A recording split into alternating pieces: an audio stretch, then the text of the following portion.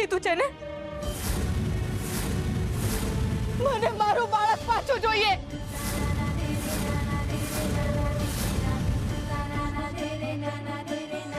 જો એક બાપ પોતાના બાળકને મારી શકતો હોય તો એની માં એના બાળકને પાછું પણ લાવી શકે છે. જ્યાં સુધી મને મારું બાળક પાછું નહીં મળે ત્યાં સુધી હું મારું માથું તમારા મંદિરના પગથિયે કોટ્યા કરીશ, કોટ્યા કરીશ, કોટ્યા કરીશ, કોટ્યા કરીશ, કોટ્યા કરીશ, કોટ્યા કરીશ. તુલસી, ખબરદાર જો મારું નામ લીધું છે તો આજથી તમારા અને મારા સંબંધ પૂરા. આજથી ફક્ત ને ફક્ત તમે મારી નજરમાં મારા દીકરાનો ખૂની છો. એનાથી વિશેષ બીજું કાંઈ નહીં.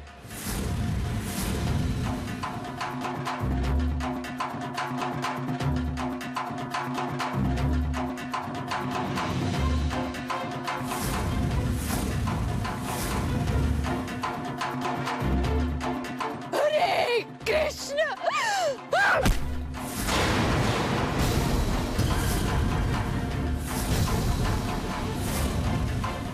હરે કૃષ્ણ.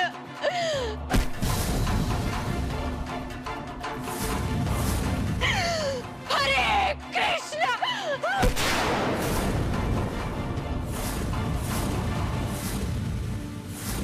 ગોરા, ગોરા, ભાઈ એમ બે હું રહ્યો છે.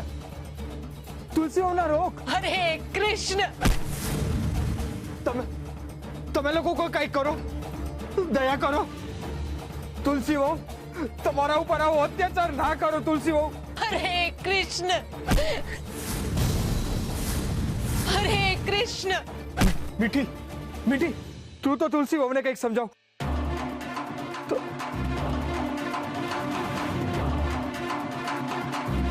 શકરી કાકી હાથ જોડું છું, તમે તો તુલસી વહુને કંઈક સમજાવ. પૂજારી બાપા, તમારા મંદિરના પગથિયે આવું થઈ રહ્યું છે. તમે તો કંઈક કરો. આ રોકો ને તુલસી વહુને. હે ભગવાન, હું શું કરું? તુલસી વહુ, બહુ થયું, હવે બંધ કરો. હરે કૃષ્ણ. શ્રી હરિ નમો નારાયણાય.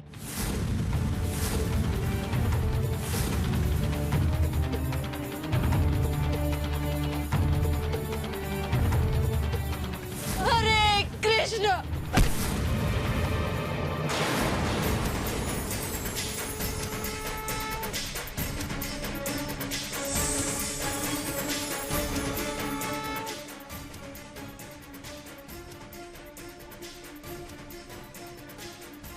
हे माँ, आपने क्षमा मांगू छू, મને માફ કરજો. હે માતા, હું બહુ સારી રીતે જાણું છું કે એક માતા માટે પોતાનું બાળક ગુમાવવું ખૂબ જ પીડાદાયક પરિસ્થિતિ હોય છે. અને એટલા માટે જ હું તમારી ક્ષમા માંગુ છું માતા. કોણ છો તમે? હું પણ મારી માતાનો એક બાળક છું. હું પણ મારી માતાથી જન્મતાની સાથે જ વિખૂટો પડી ગયો હતો. હે માતા, એક વાત મને હંમેશા ખટકતી રહેતી હતી કે હું જન્મતાની સાથે જ મારી બંને માતાઓથી વિખૂટો પડી ગયો હતો. મને ક્યારેય એવો વિચાર નહોતો આવ્યો કે મારાથી વિખૂટા પડીને મારી માતાને કેવું લાગ્યું હશે. પરંતુ મને અત્યારે સમજાય છે કે જેવી લાગણી તમને અત્યારે થઈ રહી છે એવી જ લાગણી મારી બંને માતાને હું એમનાથી વિખૂટો પડ્યો ત્યારે થઈ હશે. કોઈએ તમારું હૃદય શરીરની બહાર ખેંચી કાઢ્યું હોય એવી પીડા થતી હશે ને તમને? મને કેમ એવું લાગે છે કે હું સાક્ષાત હરી સાથે વાત કરી રહી છું. કારણ કે તમે માં છો અને માતાને એના બાળકની ઓળખ આપવાની ના હોય. એ તો એના બાળકના પગરવ ઉપરથી જ એને ઓળખી જાય. સાચું કહ્યું ને તુલસી માં?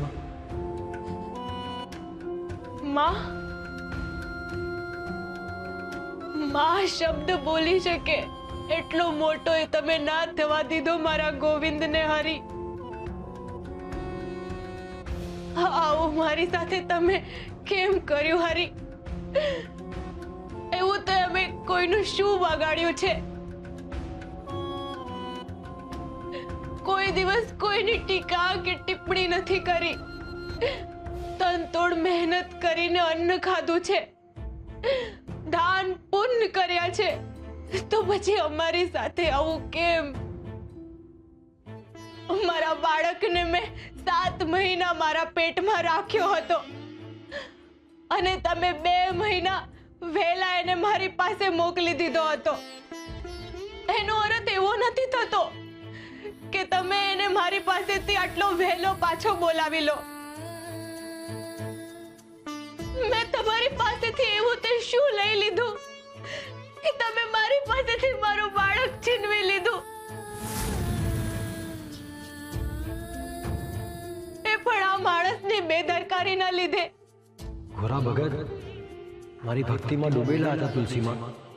એવી તે કેવી ભક્તિ હરી કે જે પોતાની જાગમાં પોતાના પેટના જણિયાને હોમી દે?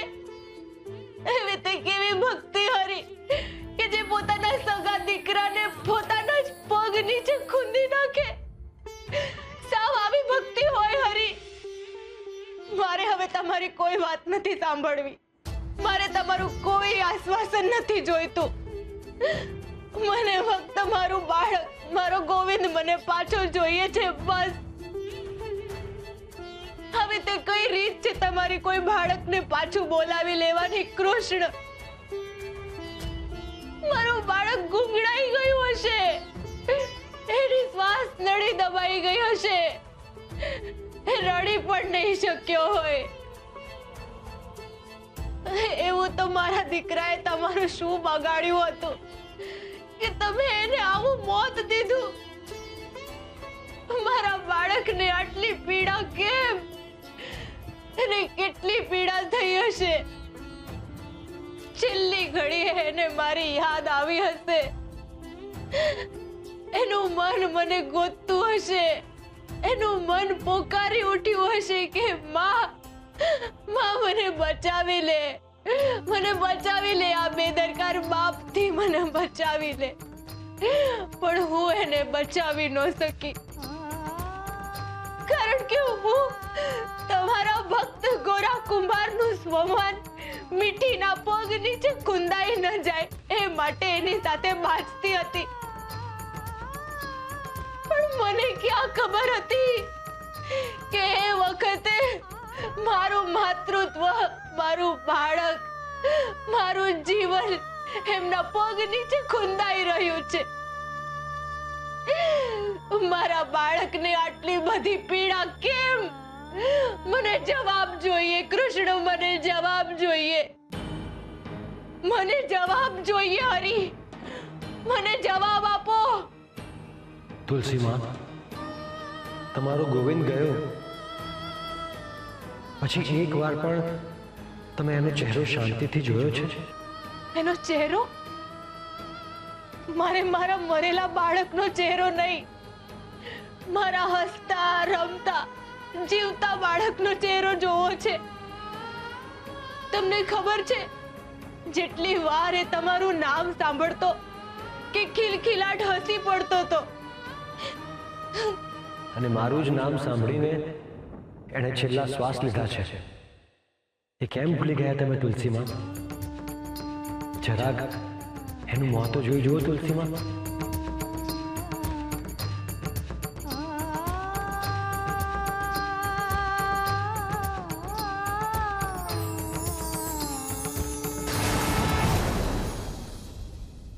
મંગળ અમંગળ સદાય બધાને માટે સારું વિચારનાર, ઈશ્વરનો માણસ બનીને રહેનાર અને સાચા હૃદયના માણસ સાથે પણ શું ક્યારેય ખોટું થાય છે? શું એમના જીવનમાં પણ તકલીફો આવે છે? આવો પ્રશ્ન ઘણીવાર થતો હોય છે. પરંતુ આવા સમયે યાદ કરવું કે તકલીફો તો ઈશ્વરને પોતાને પણ આવે છે, ફક્ત ઈશ્વરનું નામ લેનારને જ નહીં.